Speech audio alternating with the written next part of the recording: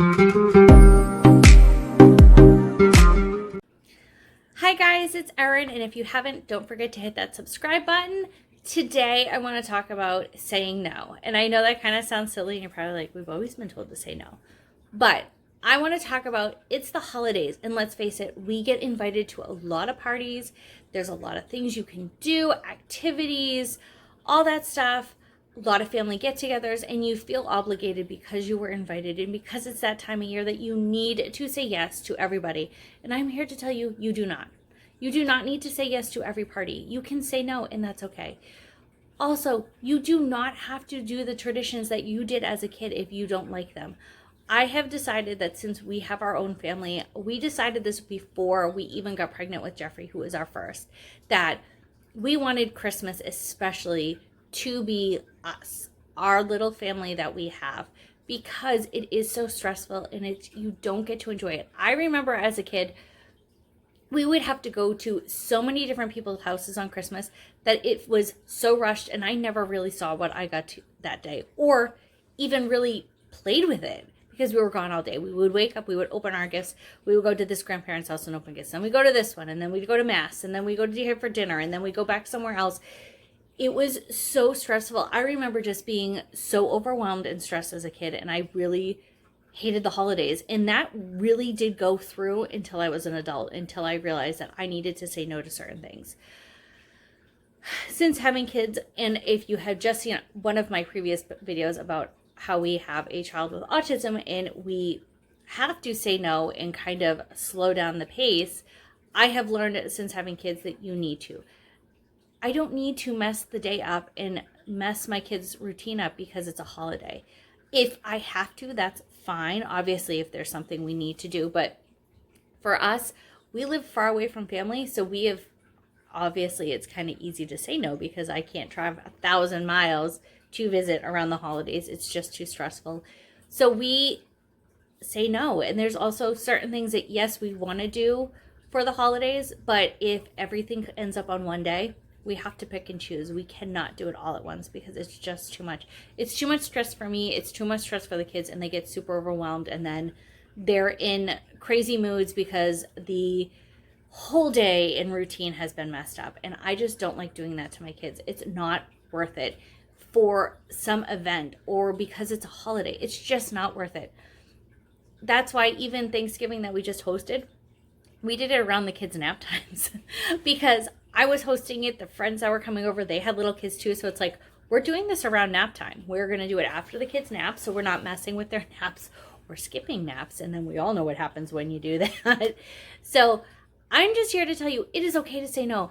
And if somebody gets upset, then really they don't understand why. They're not seeing your reasoning. And if you have to explain it, just say, look, it just does not work. It's too much.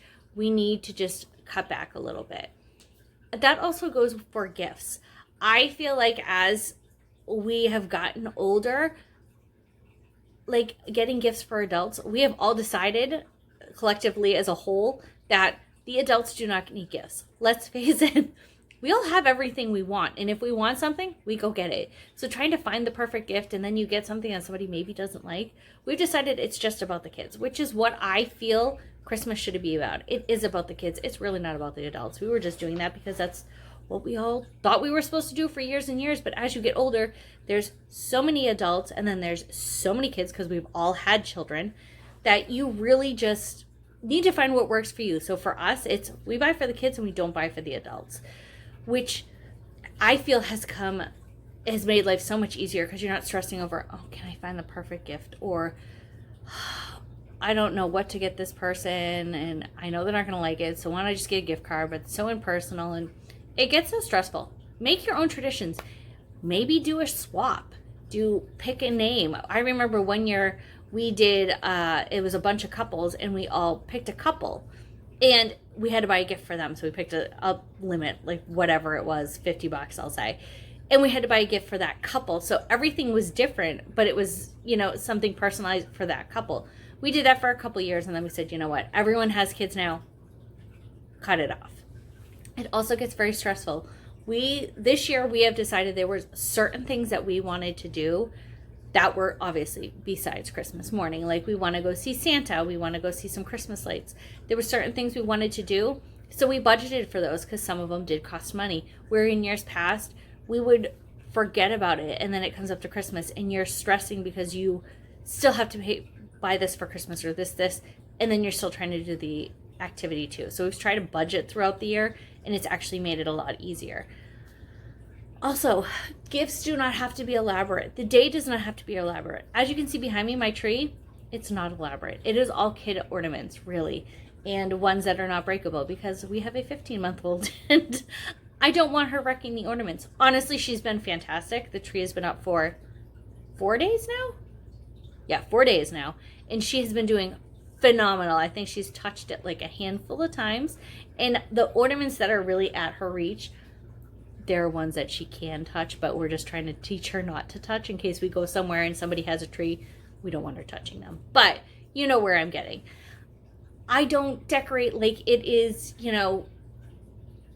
the Christmas village. We like it minimal. Some people may not. I have friends who, they go all out, and when they saw mine, they're like, that's it? I'm like, that's all we like. Everything that we have out is what we personally really like. And there was stuff, I still have stuff in a box I could put out, but I was like, I don't want to put that out that year. I'm not feeling it this year.